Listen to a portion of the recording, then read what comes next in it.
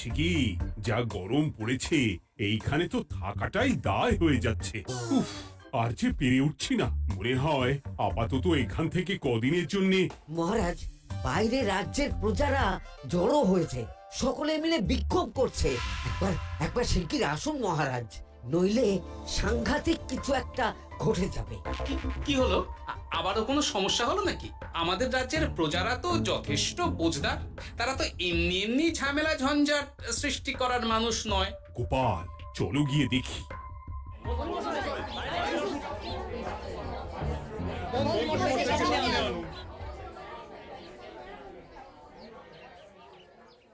কি ব্যাপার, তোমাদের কি সমস্যা হয়েছে?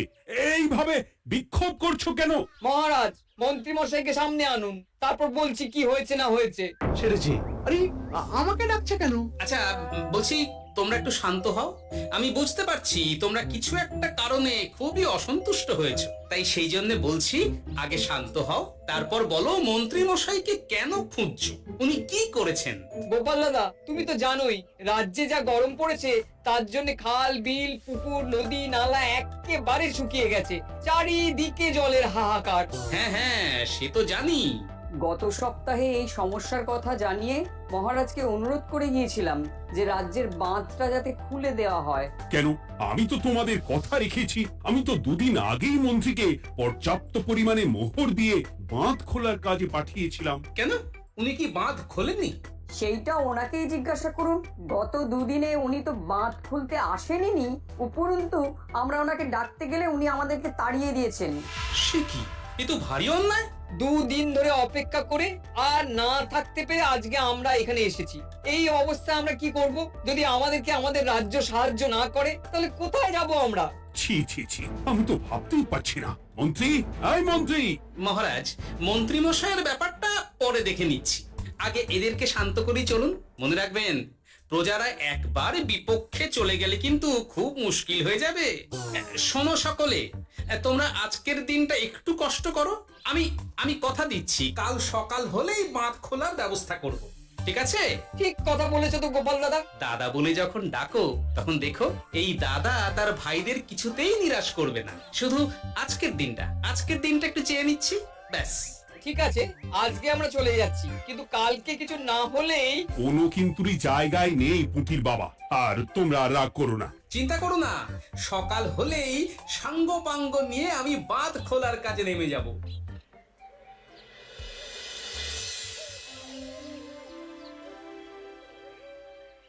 ছি ছি মন্ত্রী, তুমি এইভাবে আমায় মিথ্যে বললে।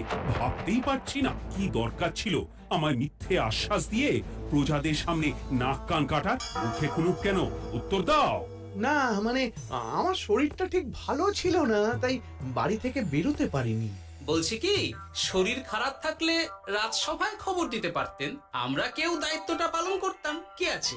সমস্ত মোহরগুলো ত্যাগস্থ করে ঘাপটি মারলেন ঘরে। ছি ছি, জানাই আপনাকে ধিক্কার। সকলে মিলে করো প্রতিবাদের চিৎকার। মন্ত্রী মশাই, ছি ছি ছি ছি ছি। মহারাজ, আপনি এক্ষুনি মন্ত্রী মশাইকে কদিনের জন্য সভা থেকে বহিষ্কৃত করুন। সে তো করবই। তবে তার আগে আমি চাই কালকে যখন বাঁধ খুলতে তোমরা নামবে, তখন সেই কাজে কোনো লোক নিয়োগ না করে মন্ত্রীকেই বাঁধ খুলতে নামাবে। মহারাজ, এ কেমন বিচার আপনার? আমি না রাজ্যের মন্ত্রী। মন্ত্রী না ষড়যন্ত্রী। মন্ত্রী মশাই, তাহলে কালকের জন্য প্রস্তুত থাকুন। মহারাজের বাঁধ খোলার জন্য সকল মোহর তো আগেই আত্মসাৎ করেছেন, এবার শুধু কাজে নেমে পড়বেন, কেমন?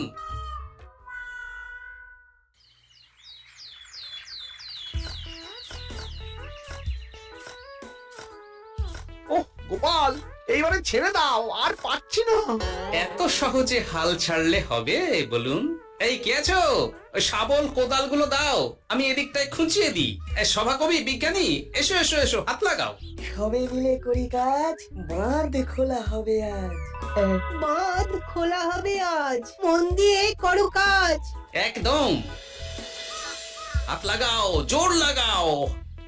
গোপাল দাদা, সভাকবি, বিজ্ঞানী দাদা আর আর বাকি দাদা ভাইরা আসুন আসুন, সকলে একটু শরবত খান। আমাকেও একটু শরবত দাও। মোহরগুলো খেয়েও তৃষ্ণা মেটেনি বুঝি? হুম, বাঁধ এক্ষুনি খুলবে, প্রজাদের সব জ্বালা জুড়োবে। বাঁধ খুলে গেছে। আমাকে বাঁচাও, আমাকে বাঁচাও। কোনো সময় ভুল করলে নিজেই সেই ভুল শুধরে আবার ফিরতে হয়। আপনিও তাই করুন মন্ত্রী মশাই, নিজেই উঠে আসুন। চলো সকলে। গোপাল, তুমি তোমার সাথীদের নিয়ে যা করলে সত্যি ভাবাই যায় না। মহারাজ, নিজেদের রাজ্যের সমস্যায় নিজেরাই কোমর বেঁধে নেমে সমস্যার সমাধান করেছি, পরিস্থিতি মোকাবিলা করেছি। এর জন্য আপনি এমন করে বলবেন না। ওহ, তোমরা না থাকলে যে কি হতো। মহারাজ, আমরা আছি তো, এত ভাববেন না আপনি। আপনি বরং আমাদের সকলের জন্য কিছু খাবারের ব্যবস্থা করুন, খুব খিদে পেয়ে গেছে। হ্যাঁ, নিশ্চয়ই নিশ্চয়ই। তোমরা সকলে ভিতরে এসো, হাত পা ধুয়ে নাও। ততক্ষণে আমি রানীকে আহারের ব্যবস্থা করতে বলছি।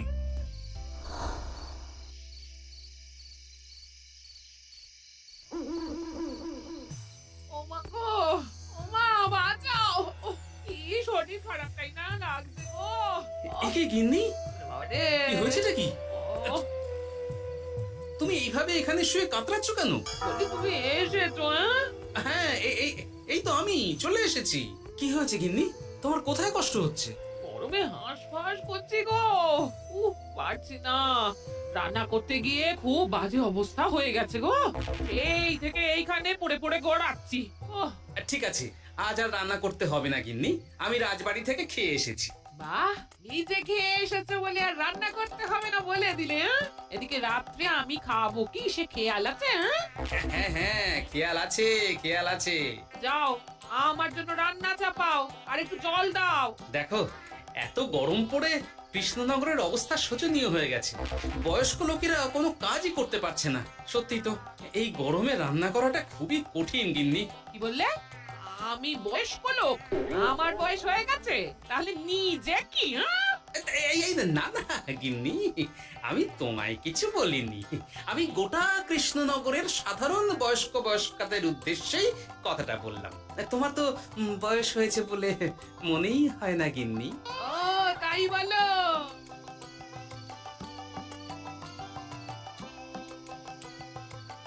নাও গিন্নি, জল নাও। আজ না হয় আমি রান্না করব। হে ভগবান, মুখের একটু লাগাম দাও। এইভাবে যখন তখন সত্যি কথা বলিও না।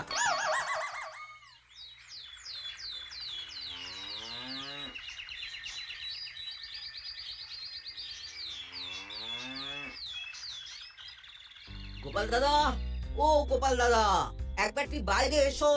মহারাজ জরুরি তলব করেছেন। আবার কি হলো গোপাল দাদা, গিন্নি? একবার ও বাইরে গোপাল গিয়ে দাদা। দেখে আসি, বুঝলে? পেয়াদা এসে অনেকক্ষণ থেকে ডাকছে। গোপাল দাদা, আচ্ছা গিয়ে গোপাল দেখো। দাদা, ও গোপাল দাদা, গোপাল দাদা, ও গোপাল দাদা। আরে তুমি এক্ষুনি একবার প্রাসাদে চলো, রানীমার খুব শরীর খারাপ করেছে। মহারাজ তোমাকে খবর দিতে বললেন। ঠিক আছে, তুমি যাও, আমি আসছি।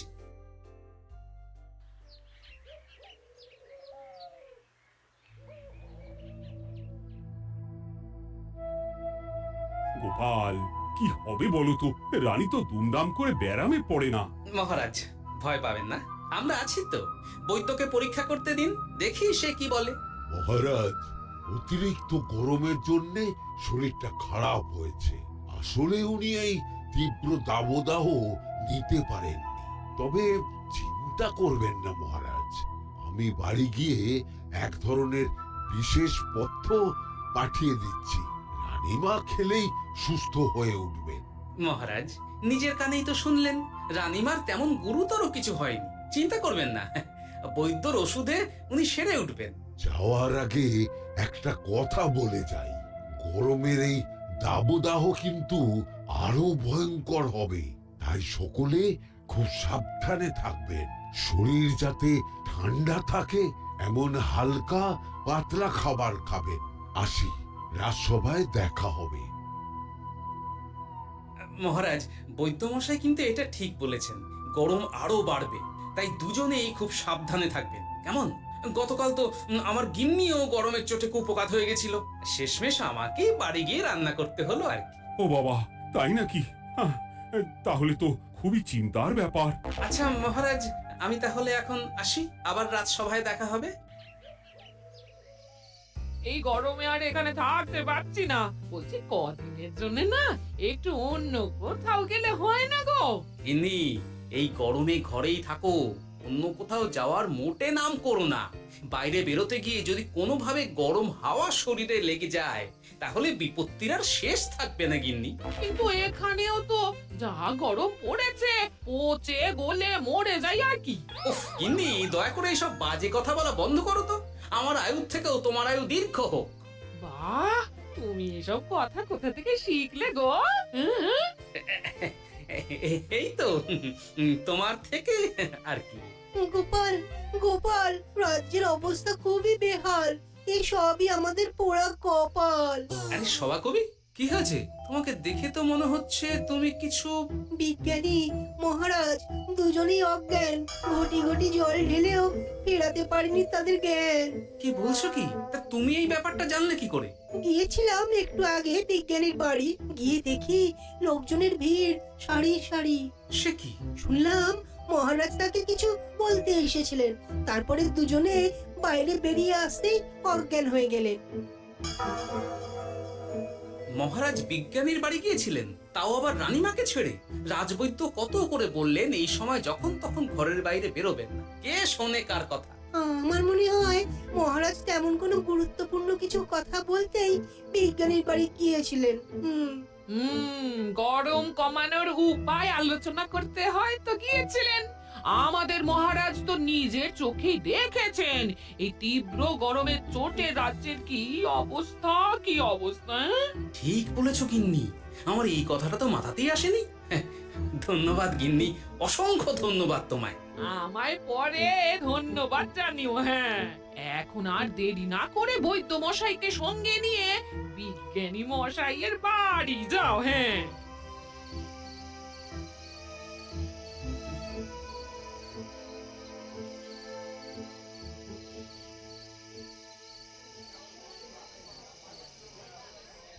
কি বুঝছেন বৈদ্যমশাই? খুব একটা ভালো কিছু বুঝছি না গোপাল।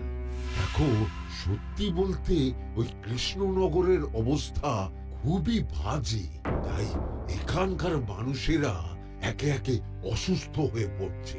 বাইরের অবস্থাটাও তো ভালো নয়, বুঝতেই পারছো। এখন সান্ধ্যকালীন হাওয়াতেও গরমের তাপ রয়েছে। দেখুন, রাজ্যের যা অবস্থা তাতে যদি রাজ্যের মাথা থেকে সমস্ত প্রশাসনিক প্রধানরাই অসুস্থ হয়ে পড়েন তাহলে তো ভীষণ বিপদ। সে তো বটেই। এই জন্যেই আমি বলি কি, মহারাজ সহ সকল সভাসদেরা এই রাজ্য ছেড়ে কদিনের জন্য পাহাড়ি কোনো এক জায়গায় গিয়ে থাকুন, পরিবার নিয়েই যান। দেখুন, আগে নিজেরা বাঁচলে তবে তো রাজ্যবাসীকে ভালো রাখতে পারবেন, তাই না? কথাটা কিন্তু মন্দ বলেনি বৈদ্য। গোপাল, এই গোপাল, তুমি পাহাড়ে যাওয়ার ব্যবস্থা করো। এইখানে আর কিছুদিন থাকলে মরেই যাব। হ্যাঁ গোপাল, আমারও তাই মত। এক্ষুনি যা শরীরে ক্লান্তি এসেছে, আর কদিন এইখানে থাকলে মরেই যাব। মহারাজের অনুরোধে গরম কমানোর কোনো ব্যবস্থাও তো করতে পারলাম না। বাইরে বেরোনো মাত্রই দুজনে মূর্ছা গেলাম। বাবা, ঠিক আছে, বুঝেছি। মহারাজ, আপনি আর এই ব্যাপারটা নিয়ে বেশি ভাববেন না। বিজ্ঞানী, তুমিও আর বেশি কথা বলো না। আমি পাহাড়ে যাওয়ার ব্যবস্থা করছি। আমরা রাজসভা সকলে সপরিবারে যাব। অনেক কাজ হয়েছে, এখন কিছুদিন আমাদের বিশ্রাম দরকার।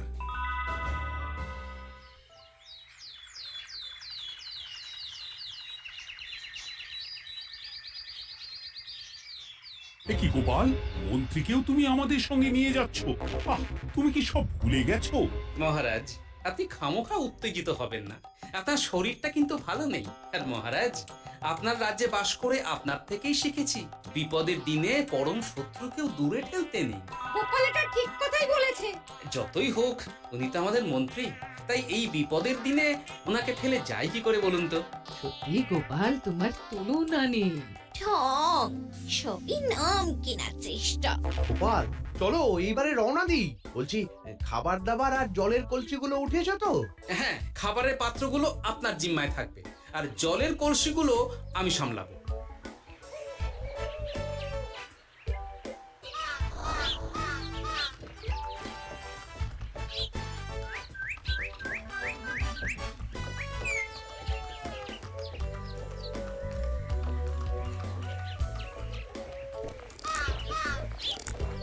কি গো, তুমি খাবার ছেড়ে শুধুই জল খাচ্ছ?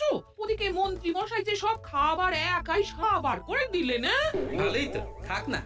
এরপরে বড় বাইরে যেতে হলে বুঝবে, আমি তো ওই জন্যই নিজের জিম্মায় শুধুমাত্র জল নিয়েছি। দেখো, জল খেলে ছোট বাইরে যাওয়ার দরকার হলে চলে যেতে পারবো, কিন্তু বড় বাইরে যাওয়ার দরকার হলে তো যেখানে সেখানে যেতে পারবো না। তাই জলই সই। কিন্তু সবার জল যদি তুমি একাই শেষ করে দিলে তাহলে? এই রে, এটা তো ঠিক বলেছো গিন্নি। পথে ঘাটে কোনো পানীয় জলের পুকুর বা কুয়ো দেখলে জল ভরে নিতে হবে, বুঝলে?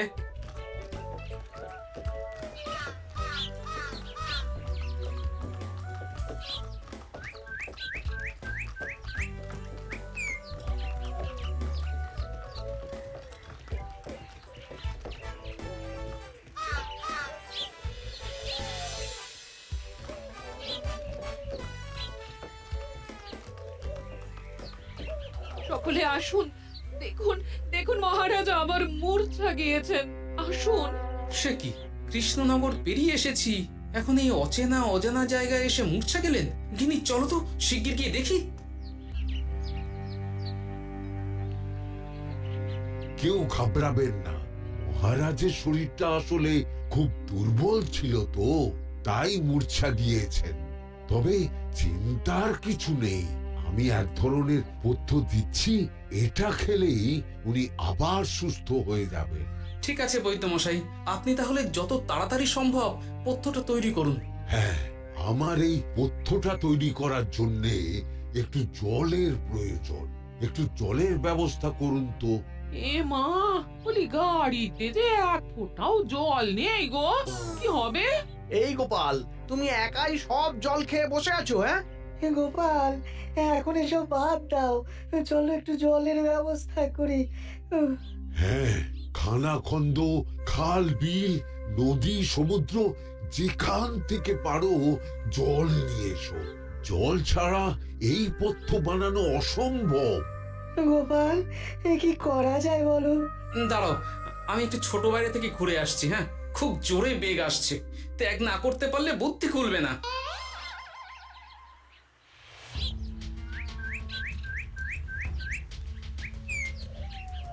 ওদিকে একটা পাত কুয়ো দেখতে পাচ্ছি মনে হচ্ছে।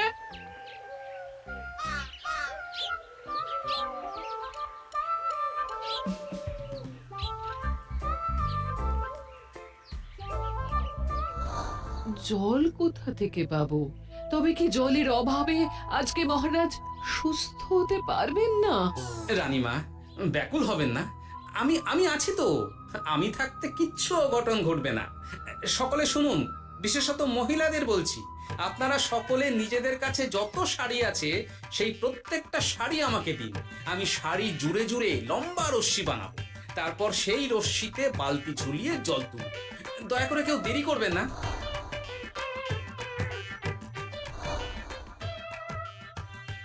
এই নাও আমার 5খানা শাড়ি। হ্যাঁ, এই নাও আমার 10খানা শাড়ি। আমি বাবা আমার লতা পাতা মিনি করা শাড়িগুলো দেব না। যা পারো করো, আমি বড় বাইরেতে যাচ্ছি। ওমা, বিপদের দিনে শাড়ি দেবে না? গায়ের জোরে নিয়ে আসবো। হ্যাঁ,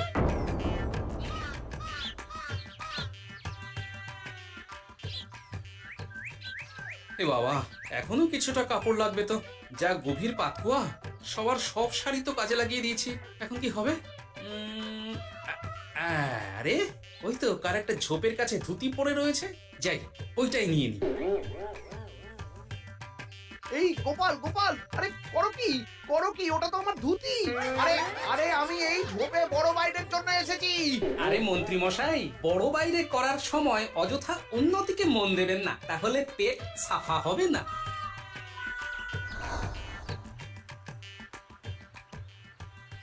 গোপাল, তুমি ছিলে বলে এই যাত্রাতে রক্ষা পেলাম। ভগবান তোমাদের অনেক অনেক মঙ্গল করুক। এই দেখো না, ওরা না আমার লতা পাতা আঁকা শাড়িগুলো নিয়ে নিয়েছে। এই, দূর তোমার শাড়ির লতা পাতা, আমি নিজেই জড়িয়েছি বড় বড় ঘাস পাতা। চুল করছে রে, দূর ছাতা।